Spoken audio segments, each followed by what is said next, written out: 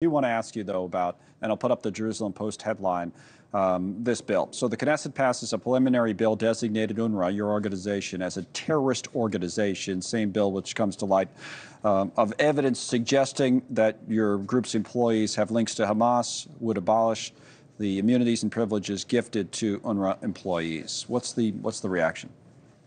Well, it's obviously a sign of the times. It is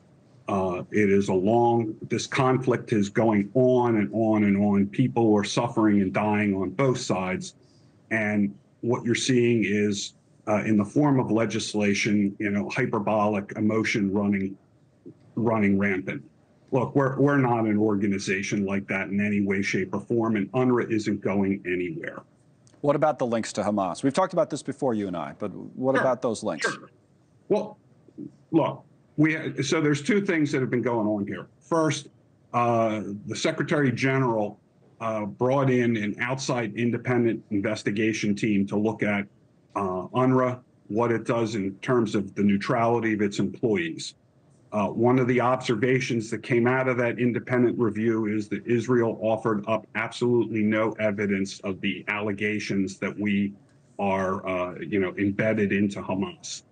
Further, the U.S. national intelligence community feels the same way. Mm-hmm. Their own report said basically that, UNRWA, because of the nature of its operation pre-October 7th, feeding, educating, medicating people, had to deal at the lower levels with the de facto authority, but it certainly in no way, shape, or form indicated that we were somehow in cahoots with Hamas. So not being in cahoots, but there might be some overlap or links just by the nature of how Gaza is structured. Is that basically? I'm just trying to understand exactly how you would say it. The second part of this. No. It's a good point, Connell. And the second point was, Israel has brought to us specific allegations about a dozen employees that were directly alleged to have been directly involved in the events of October 7th. So what did we do? We fired them. We brought in the highest investigative authority in the United Nations. It's the equivalent of an inspector general, and they are looking at the actions of these specific employees with regard to the allegations that were brought against them by the government of Israel.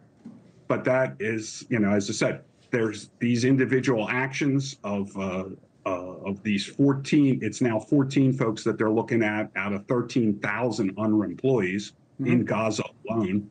And then, systemically, is there a systemic issue with UNRWA being, penetrated by Hamas? And Israel offered no evidence to support that allegation.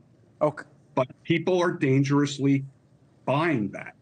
And it's leading to a dangerous situation. We had 7 arson attacks in 2 weeks on our headquarters in East Jerusalem.